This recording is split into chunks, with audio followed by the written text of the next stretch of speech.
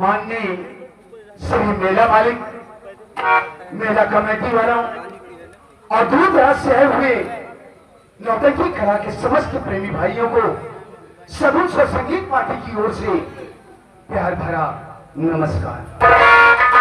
साथ ही साथ साथियों, आप लोग मेरा परिचय लीजिए। साथियों, मेरा नाम शेखर कुमार है। मेरा नाम शेखर कुमार है और मैं शहर कानपुर का रहने वाला हूं। लेकिन अफसोस की बात साथी, कि इस दुनिया में मैं अनाथ हूं। लेकिन एक वक्त था कि इस दुनिया में मेरा भी एक हंसता खेलता परिवार था। घर में मेरे बाबूजी थे जिनका नाम श्री कन्हैया राम था। मेरी माता जी थी जिनका नाम श्रीमती कल्पना देवी थी। मेरी एक बड़ी बहन जिनका नाम सावित्री देवी था। साथियों, गरीबी चरम सीमा पर होने के कारण मेरे बाबूजी दिन भर मेहनत मजदूरी किया करते थे, लेकिन फिर भी कायदे से 4 प्राणियों के लिए शाम को 2 वक्त की रोटी नसीब नहीं होती थी।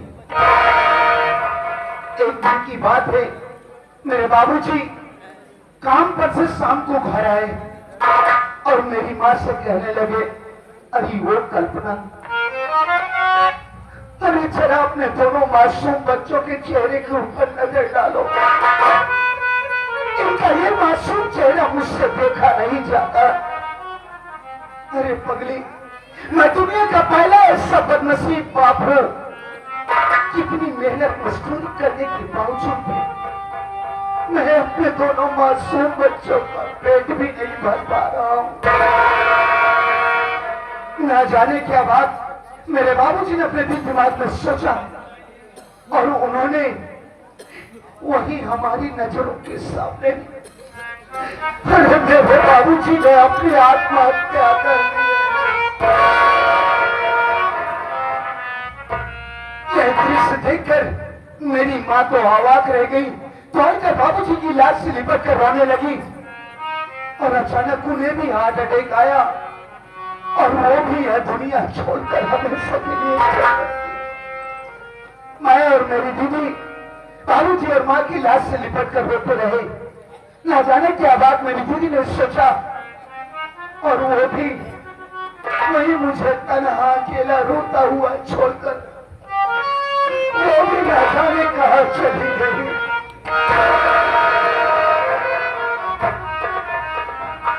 मेरी उम्र लगभग 8 वर्ष की थी। बाबूजी और माँ की लाश के पास बैठकर रो रहा था।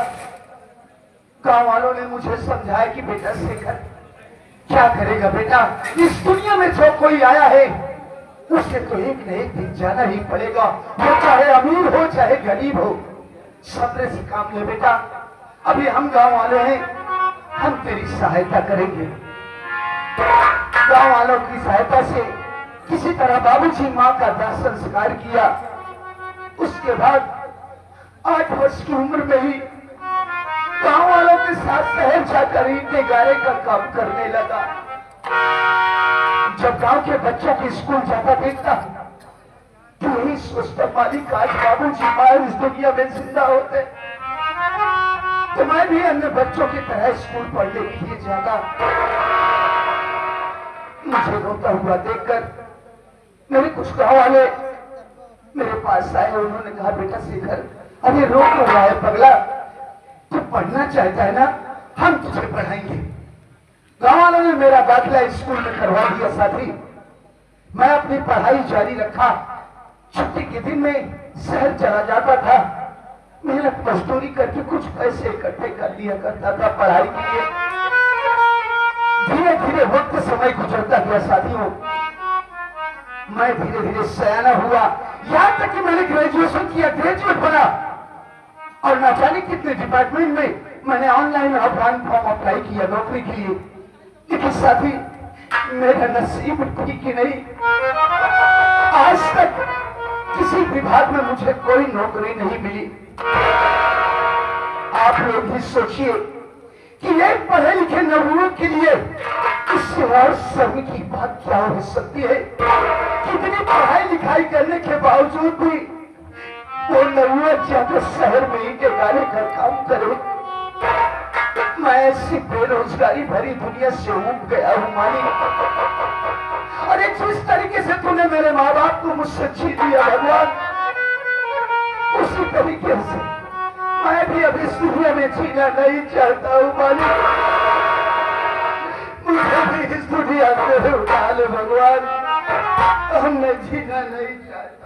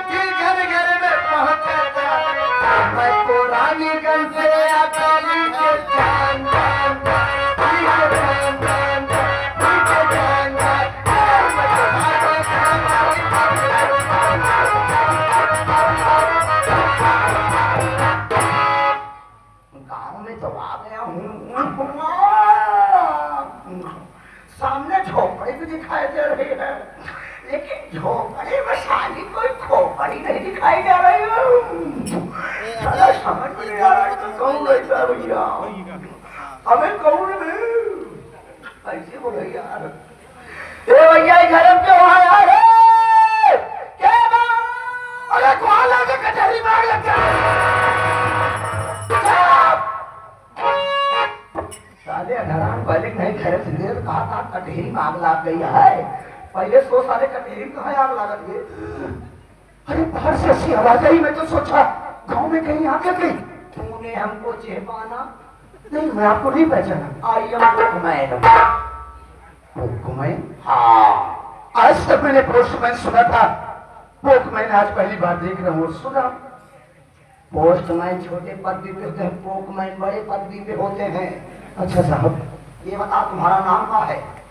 साहब जी, मेरा नाम तो शेखर कुमार है।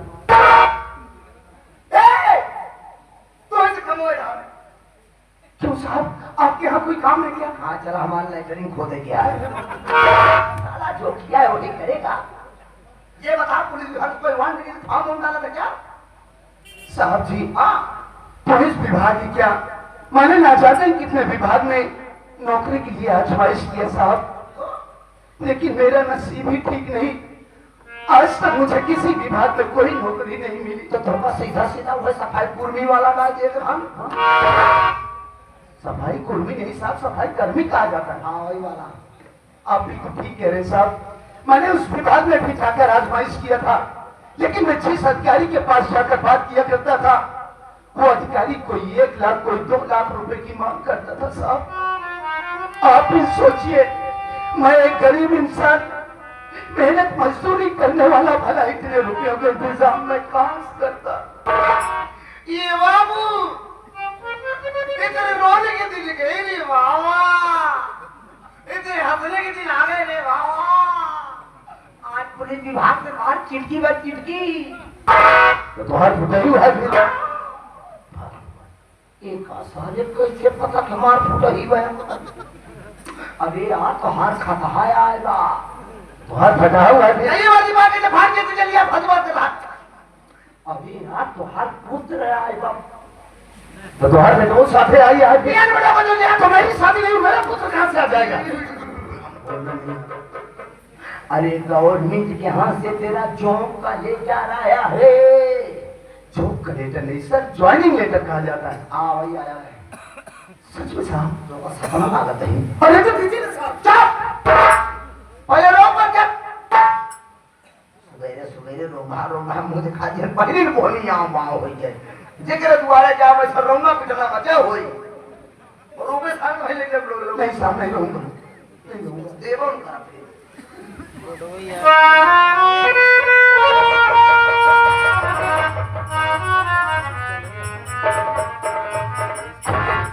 बेटे में हिंदी में लिखा वाले पढ़ बताओ, संस्कृत में लिखा हो तुम बड़े भाई हो।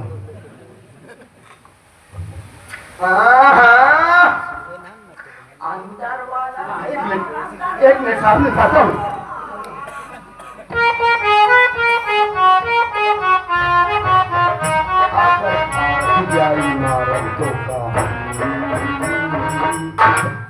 न पावे का निकाल। अरे साहब जी, ये तो वास्तव में चमत्कार हो गया साहब। अरे साहब मुझे पुलिस इंस्पेक्टर की नौकरी मिल गई साहब। अरे धन्य है सरकार।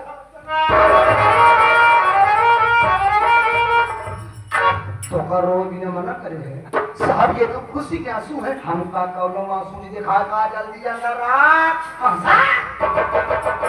आगे के पावर सारे भेजा बर्तन को गया। चलो आगे सरा चलिए आया। मारा पगला गया है। क्या सिग्नेचर कर? सिग्नेचर साहब अबे हम जो बोलते हैं सब सही है। ठीक है साहब, ठीक है। चला जा ऑटो बता दे। क्या लिया था? किसको पे लिया था? कैसे बात कर रही है? तुम तो कह रहा है साहब पे लिया था, साहब पे लिया था। वो बात नहीं साहब, पेन कलम। तो साले पूरी बात मैं क्यों नहीं बोलता बे? मुंडी जब घुमा कैसे बोलेगा तो पहले दिया आएगा। Sorry sir. साला पे तेरा पेन ये कह रहा है। आओ चलो बे। शायद झोपड़ी में साहब में लेके आता हूँ। अब तू झोपड़ी में सारे हम खोपड़ी फोड़ दो। ले पकड़ सरकारी कन्या 9.5 साल से कर रखे। बटन दाब पहले कर। सर हाँ अब और ना हाँ तब ठीक है। नहीं पता ला सारे का ऊपर जाए कर तो लड़का पहुंच सकते। नहीं सर सब कुछ आता है, सब कुछ आता है मुझे। अब देख धीरे करे नहीं पता लगा हमें खोलते मां घुसे थे। नहीं सर कोई मिस्टेक नहीं होगा। हाँ अनाज सारे का पिछाई पड़ना था घूस के पेट तो तोहरे जान के पता ही बा। हाँ आए के में सूखी नहीं कर थी ना, ये में गिराई थी हम। नहीं पता लगा सारे उसे जान जाता। चल कर कहाँ गई साहब, कहाँ धोखा ठिकाई वही बिजोई।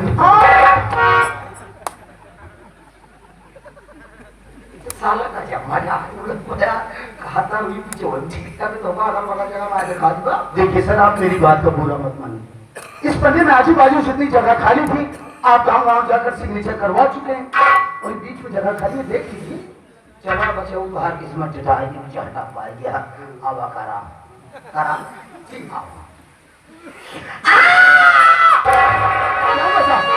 क्या हुआ यार? साले कहे धीरे पर खोलते मान हो रहे थे दिए हमारे ऐसे धीरे छुआ चढ़ता ले बस तो खजाना है हम खजाना है बस अधिकारी जान पाओ चाहे न जान पाओ। ठीक है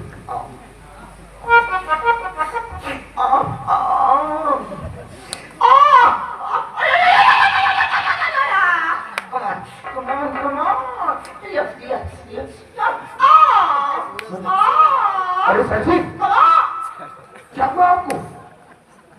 कोई फिल्म देख रहे हैं क्या आप? कभी भी करे ना इनका। अरे सर आप चिल्ला रहे हैं सिग्नेचर करने मुझे डिस्टर्ब हो रहा है। बता वाला हम तो मौसम बने हिसार करा कहा है और साला छुओ न भागे साले मौसम खराब कर दिया। हाँ क्या साले कर? ठीक है सब करता हूँ। आओ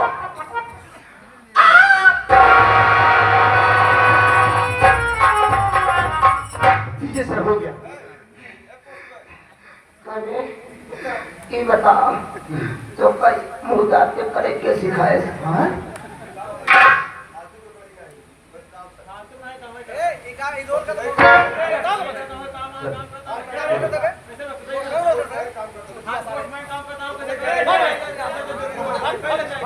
आज कितना खुशी का दिन है। आज अगर इस दुनिया में बाबू सिंह मां जिंदा होते तो मेरी इस उपलब्धि पर वो कितना खुश होते। साथियों अब मैं यहाँ से जा रहा हूँ। आप लोग अपना शुभ आशीष देकर मुझे यहाँ से विदा कीजिए कि मैं जिस मकसद से जा रहा हूँ मैं अपने मकसद में कामयाब हूँ। भविष्य में मुझसे कोई ऐसी गलती ना हो जिसकी वजह पर सिर्फ मेरी वर्दी पर दाग लगे।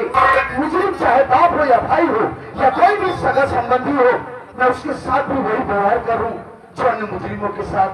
बस यही आशीर्वाद देकर मुझे यहाँ से विदा कीजिए।